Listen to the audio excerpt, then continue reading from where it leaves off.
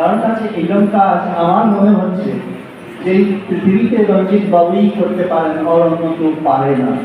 এই জন্য আপনারা একবার যদি করতালি ধ্বনি দিয়ে মানে স্বাগত করতেন তো খুবই ভালো। এটা আমার প্রথম পয়েন্ট আছে।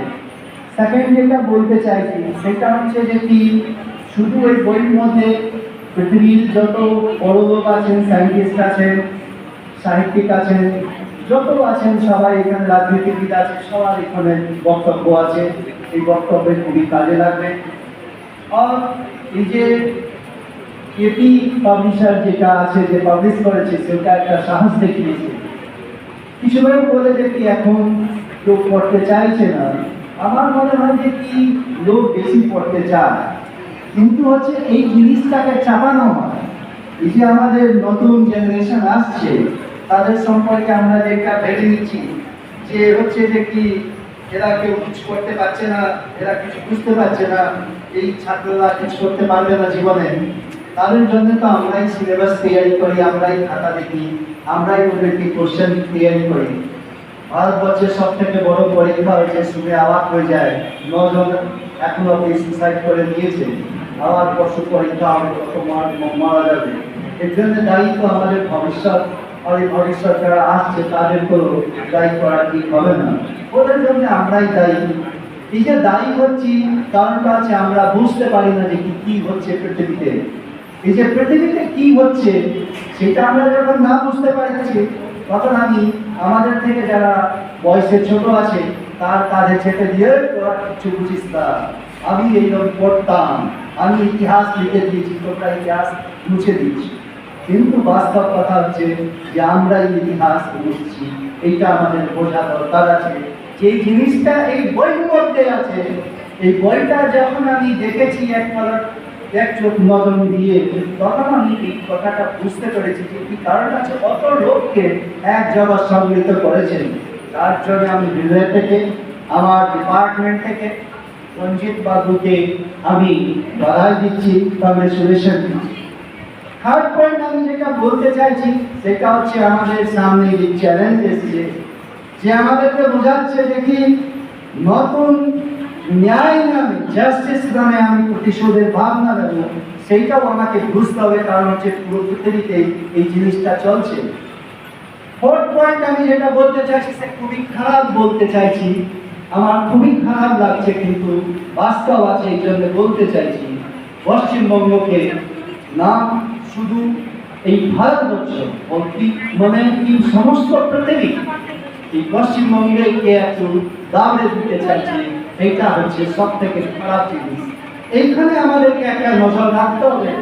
আমি রঞ্জিত বাবু মহাশয়কে আগ্রহ করবো, হাত জোড়ে নিবেদন করবো যে আপনার চিন্তা ভাবনা আছে, আপনি এইটাও ভাবুন যে বাংলা ভাষা, বাংলা সংস্কৃতি, বাংলা সাহিত্য, রবীন্দ্রনাথ ট্যাগরের যেটা চিন্তা ভাবনা, এই চিন্তা ভাবনাকে আমরা এই দুর্যোগে কিভাবে বাঁচাতে পারবো। কারণ হচ্ছে এই ভাবনাটা, এই সাহিত্যটা, এই সংস্কৃতিটা এই পৃথিবীকে বাঁচাতে পারি আমি ব্যক্তিগতভাবে মনে করি। হয়তো আপনি এটাকে আবার স্টেটমেন্টও বুঝতে পারেন, কিংবা বিলো স্টেটমেন্টও বুঝতে পারেন।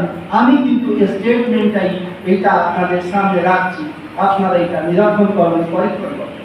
শেষ কথা আমি এটা বলতে চাইছি যে আমাদেরকে ঐক্যবদ্ধ হয়ে প্রতিশোধ নয়, প্রতিবাদের ভাষাটা লিখতে হবে, আগুনে ইতিহাস লিখতে হবে, আগুন দিয়ে ইতিহাস লিখতে হবে। এই দুটোই কাজ করতে হবে। আর সভাপতি মহাশয় যে আছেন তাকে আমি আগ্রহ করব যে কি আপনি আমাকে একটা অনুমতি দিন, যাতে আমি একটা কবিতা আপনাদের সামনে করতে পারি। তো আমি একটা কবিতা পড়বো, ঠিক আছে? তো আজকে বৃষ্টি হয়েছে অনেকদিন পরে, আমরা এই বৃষ্টিতে এসছি, আর এইটা প্রোগ্রাম খুবই সাকসেস হয়েছে আমি যেটা মনে করি। এটা খুবই কেন হয়েছে যে আমি তো খুব নিজের যে উদার ছিল, আমার মনে হচ্ছিল যে আমি পৌঁছতে পারবো না। আমি অনেক আগ্রহ করেছিলাম যে আমি পৌঁছতে পারবো না, কিন্তু আমি পৌঁছে গেছি, আর ঠিকই টাইমে পৌঁছে গেছি। কারণ তাতে প্রোগ্রামটা পিছিয়ে গেছে, এই জন্য আমি ঠিক টাইমে পৌঁছে গেছি। তো আমার যেটা কবিতা আছে তার নাম হচ্ছে, একটু আপনারা যদি দৃষ্টি আকর্ষণ করেন তো আমি তাড়াতাড়ি করে নেবো, কারণ হচ্ছে আপনাদের কাছে টাইম নেই, আমার কাছে সময় আছে। আপনাদের কাছে নেই, এই জন্য একটু আপনারা যদি আমাকে সাহায্য করেন তো আমি ফটফট করে কর্তাটা করে দেবো। এটা আমার কর্তার শীর্ষক হচ্ছে রং ধনুর মুখে। বর্ষা আসে মানুষের মতোই, কখনো চুপচাপ, কখনো হাঁটা কান্নার ভেঙে পড়ে। তার চোখে এসে থাকে অসংখ্য দিনের না বলার কথা, যেন মেঘেরা বুকের ভেতরে বহন করে ফিরে পুরনো স্মৃতির কথা।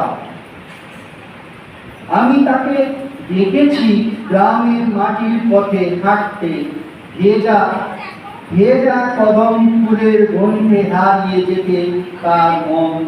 কৃষকের কপালে ঘাম মুছে দিয়ে যে নিঃশব্দে বসে থাকে সবুজ ধানের পাশে। বর্ষাও একটি মুখ আছে, সেই মুখে কখনো বিষণ্ণতা, কখনো আশা আলো। আর তার হাসি ফুটে ওঠে রং ধনুর রঙে রঙে, রং ধনু যেন তার হৃদয়ের খোলা চিঠি। বেগুনি রং লেখা তাকে বিচ্ছেদের দীর্ঘশ্বাস, নীল রঙে গভীর স্বপ্ন, সবুজে নতুন জীবনের প্রতিশ্রুতি, হলুদের রঙে মায়ের মুখে উষ্ণতা, কমলায় সংগ্রামে দীপ্ত সাহস, আর লালে অস্পন্দিত হয় মানুষের ভালোবাসা অনিশেষ আগুন। বৃষ্টি থেমে গেলে যখন আকাশের কোণে রংধনু ধীরে ধীরে জেগে উঠে, মনে হয় একজন মানুষ অনেক কান্নার পরে অবশেষে হেসে উঠেছে। একজন মানুষ অনেক কান্নার পরে অবশেষে হেসে উঠেছে। সেই হাসির ভেতরে দুঃখ আছে, সুখ আছে, হারিয়ে যাওয়ার স্মৃতি আছে, আবার নতুন করে বাঁচার সাহস আছে। তাই বর্ষা আমার কাছে কেবল ঋতু নেই, তাই বর্ষা আমার কাছে কেবল ঋতু নেই, সে মানুষ যার চোখে বৃষ্টি, যার হৃদয়ে রন্ধন, আর যার স্পর্শে পৃথিবী আবার ভালোবাসা। ধন্যবাদ, নমস্কার।